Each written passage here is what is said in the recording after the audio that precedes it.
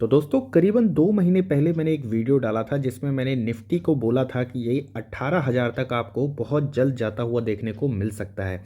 इसके साथ साथ मुझे अब मेरा एक और वीडियो देखने को मिला जिसको मैंने सोचा कि it is worth to share कि इन्फोसिस पे मैंने कितनी टाइम्स आपको वीडियो बना करके ये बोला है कि this is the best time, आप इस स्टॉक को एक्यूमुलेट करना चाहें तो कर सकते हैं। और आप देखिए वहाँ से इन्फोसिस जो है 2 महीने पहले का ये वीडियो है और वहाँ से इन्फोसिस ने कितने अच्छे रिटर्न्स दिए हैं।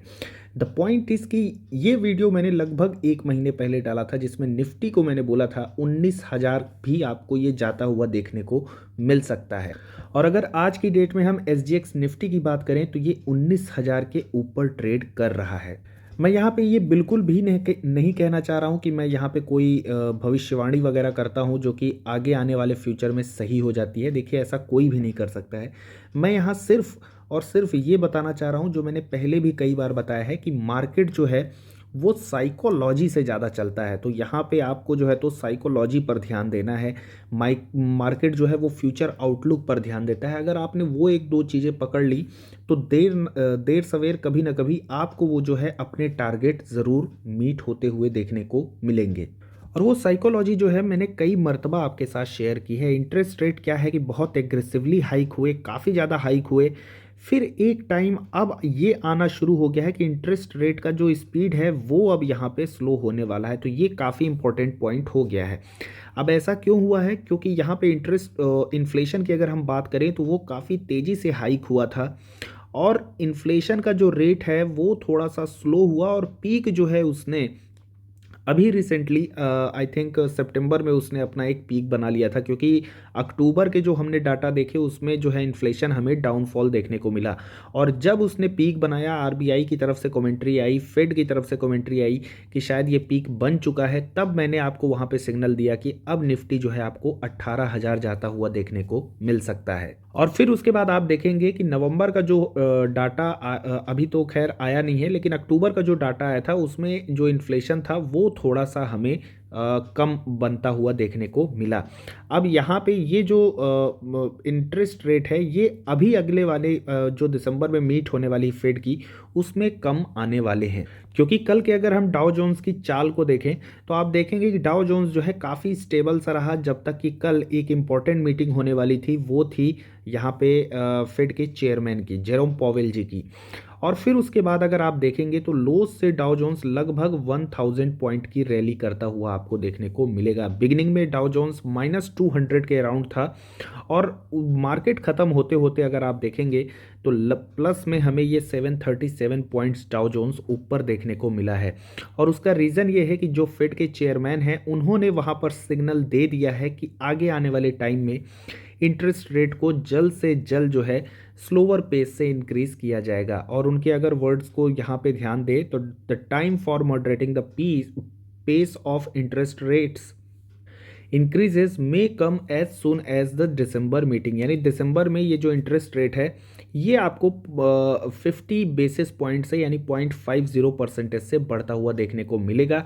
इनफैक्ट अगर हम इंडियन एनालिस्ट की माने तो उनका भी ये कहना है कि जो आरबीआई है वो अपने अगले मॉनेटरी पॉलिसी में जो मीट होने वाली है उसमें 25 से 30 बेसिस पॉइंट से यहाँ पे ये भी अपने इंटरेस्ट रेट को हाइक करेंगे। तो यानी इंडिया में और यूएस में दोनों जगह हमें इंटरेस्ट रेट जो है वो डाउन होते हुए देखने को मिलेंगे। माफ़ कीजिएगा, डाउन नहीं, मतलब स्लोवर पेस से वहाँ पे आपको इंक्रीज होता हुआ देखने को मिलेगा। और ये जो मेन यहाँ पे इन्होंने स्टेटमेंट दिया है, ये यहाँ पे इन्होंने ये भी स्टेटमेंट दिया था कि ऐसा ये इसलिए कर रहे हैं ताकि रिसेशन की जो पॉसिबिलिटी है उसको वहाँ पे कम किया जा सके। और फिर चाहे यूएस मार्केट की बात हो या निफ्टी के हमारे इंडेक्स की बात हो, आप देखेंगे यहाँ पे किस तरीके की फोमो बाइंग लास्ट में की गई है। क्योंकि अब एफआईआईज की अगर हम बात करें तो ये कहीं ना कहीं फोमो में आ चुके हैं। क्योंकि अगर मैं कल के बाइंग के डाटा की बात करूं तो आप यहाँ पे देख सकते हैं एफआईआईज ने लगभग 9,000 करोड़ की बाइंग की है। अभी मैं पूरे एक साल से जो है तो डाटा को कंटिन्यूसली टेलीग्राम पे या फिर यूट्यूब में आपके साथ शेयर करता आ रहा हूँ। और कंटिन्यूअसली मैं यहाँ पे ऑब्जर्व कर रहा हूँ इतनी बड़ी नेट में या तो बाइंग या तो सेलिंग पिछले 1 सालों में एफआईआईज ने कभी भी नहीं की है। और आप यहाँ पे देख सकते हैं ये हेडलाइंस भी यहाँ पे आप देख सकते हैं, FIIs buy the and DII sell highest amount of equity so far in 2022। तो डीआईआईज जो हैं प्रॉफिट बुकिंग के मूड में है। और यही चीज़ मैं बार बार आपको बोलता आया हूँ, कुछ नहीं अगर आपको ध्यान में देना है, अगर आप कुछ नहीं समझ पा रहे हो तो एटलीस्ट डीआईआईज के डाटा को देखा करो। आपको वहाँ पे जो है तो एक सिग्निफिकल जो है एक सिग्नल जो है वो आपको मिल जाएगा कि कब इंडेक्स जो है आपको बाई करना है या कब इंडेक्स आपको सेल करना है। डीआईआईज कंप्लीटली एक हिंट दे देते हैं। निफ्टी जब आपका 16,000 था, 15,000 था, तो डीआईआईज ही थे वहाँ पे जो भर भर के बाइंग कर रहे थे और एफआईआईज ने वहाँ पे भर भर के सेलिंग की थी। तो डीआईआईज जो हैं वो हमेशा सस्ते में खरीदते हैं और महंगे में बेचते हैं, लेकिन एफआईआईज जो हैं वो मार्केट को ऊपर ले जाते हैं। वो महंगे में खरीदेंगे और मार्केट को और ऊपर ले जाके महंगे में ही बेचते हैं। तो अब करना क्या है, अब यहाँ पे मैं अपनी स्ट्रेटजी शेयर कर देता हूँ कि मैं क्या कर रहा हूँ। मैं अभी यहाँ पर कैश जो है उसको एक्यूमुलेट करने की कोशिश कर रहा हूँ, क्योंकि देखिए इंडेक्स की अगर हम बात करें तो स्टॉक्स को हमने 17,000 के लेवल पे भी बाई कर रखा है, 16,000 के भी लेवल पर बाई कर रखा है। और देखिए इन्वेस्टमेंट की अगर मैं बात करूँ, इन्वेस्टिंग पोर्टफोलियो की, तो वहाँ पे प्रॉफिट बुकिंग जो है वो अभी मैं फ़िलहाल नहीं कर रहा हूँ, क्योंकि ये जो यूफोरिया है मुझे लग रहा है शायद 1 महीने और चलेगा या शायद 15-20 दिन और चले, और उसके बाद एक छोटा सा पुल बैक आपको देखने को मिल सकता है। हो सकता है 19,000 तक ये मार्केट आपको जाता हुआ देखने को मिले, और उसके बाद वहाँ से एक छोटा सा पुल बैक जो है बजट के पहले आपको देखने को मिल सकता है, क्योंकि वहाँ पे एक बार फिर से जो इन्वेस्टर्स हैं उनको थोड़ा सा वहाँ पे जो है तो वो लोग अनकंफर्टेबल फील कर सकते हैं बजट से पहले। तो वहाँ पे एक प्रॉफिट बुकिंग और पुल बैक आपको देखने को मिल सकता है छोटा सा, और वो टाइम होगा जहाँ पे हमें बाई ऑन डिप्स करने की अपनी एक स्ट्रेटजी को लेकर के चलना है।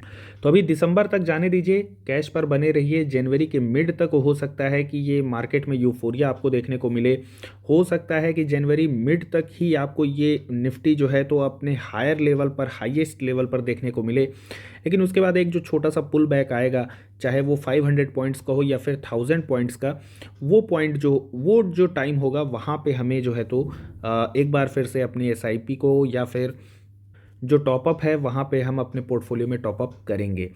अब रहा सवाल निफ्टी का, तो अगर बजट थोड़ा सा भी ठीक ठाक आया, अगर एवरेज सा भी आया, तो डेफिनेटली मुझे लगता है कि आगे आने वाले टाइम में आपको ये 20,000 के लेवल पर भी निफ्टी बहुत जल्द देखने को मिल सकता है। अब बात कर लेते हैं मेरे स्विंग ट्रेड की। मैंने रिसेंटली यहाँ पे मारिको को अपने पोर्टफोलियो में शॉर्ट टर्म के लिए यहाँ पे ऐड किया हुआ है। आप देख सकते हैं बाइंग जो प्राइस था वो मेरा 502 था, और जो मार्केट क्लोज एंड होते होते तक यहाँ पे जो प्राइस था वो 508 था। मारिको में यहाँ पे कैपिटल डिप्लॉय करने के पीछे का रीज़न मैं बता दूं, इसके पहले बर्जर पेंट में मैंने अमाउंट को जो है तो डाल रखा था शॉर्ट टर्म के लिए। ये था, ऑल दो मेरे पोर्टफोलियो में बर्जर पेंट अभी भी है। 601 के लेवल पे मैंने इस स्टॉक को करीबन यहाँ पर एंट्री ली है अपने पोर्टफोलियो में लॉन्ग टर्म के लिए। यहाँ पे बर्जर पेंट में जो मेरा टारगेट था वो 625 से लेकर के 630 का टारगेट था। 625 का टारगेट हिट तो हुआ था, लेकिन 630 का हिट नहीं हुआ। वहाँ पे ये हमें एक बहुत बड़ी सी रेड कैंडल देखने को मिली थी, और यहाँ से भी अगर हम अपसाइड की बात करते तो ज़्यादा कुछ यहाँ पे अपसाइड का रूम नहीं था, यानी लगभग 15 रुपये मैक्स टू मैक्स यहाँ पे अपसाइड था। तो इस वजह से मैंने सोचा कि यहाँ पे प्रॉफिट बुकिंग की जा सकती है, और मुझे अच्छी अपॉर्चुनिटी जो है वो कहीं और दिख रही थी। उनमें से एक स्टॉक था आईसीआईसीआई लोम्बार्ड। आप देख सकते हैं यहाँ पे भी बहुत अच्छा फॉर्मेशन बना हुआ था, काइंड ऑफ डबल बॉटम था। हालांकि यहाँ पे जब ब्रेकआउट आया और उसके बाद ये जो एक कंसोलिडेशन का यहाँ पे पिवट बना था, तब मैंने सोचा था कि यहाँ पे एंट्री लेने का एक अच्छा अपॉर्चुनिटी हो सकता है। लेकिन यहाँ पे भी जो टारगेट होते मेरे वो बहुत ज़्यादा लंबे नहीं हो सकते थे, क्योंकि यहाँ पे भी जो है आप देख सकते हैं ये अपने एक रेजिस्टेंस जोन पर आ चुका है यहाँ पर। लेकिन वहीं दूसरी ओर एक और अपॉर्चुनिटी मुझे मारिको में दिख रही थी। इसको मैंने अभी यूट्यूब में भी कई दफ़ा आपके साथ शेयर किया है, स्पेशली यहाँ पे जब ये इस रीजन पर ट्रेड कर रहा था।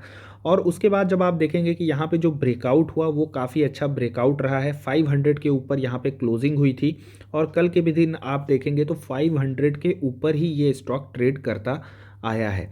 अब यहाँ पे जो हमारे नेक्स्ट लेवल होंगे वो यहाँ पे पहला टारगेट 525 का आता है, जहाँ से लगभग 25 रुपीज़ जो है वो अपर साइड में यहाँ से आपको देखने को मिलेगा। तो यानी कि यहाँ पे ज़्यादा बेटर जो है तो रिवॉर्ड के चांसेस मेरे को लग रहे थे।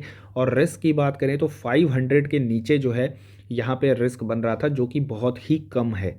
इसके अलावा अगर यहाँ पे आप इसकी डिलीवरी देखेंगे तो कंटिन्यूसली ट्रेडेड वॉल्यूम्स जो हैं आपको 5 डेज़ में बढ़ते हुए देखने को मिले हैं, यानी यहाँ पे अच्छा एक्यूमुलेशन चल रहा है मारिको में।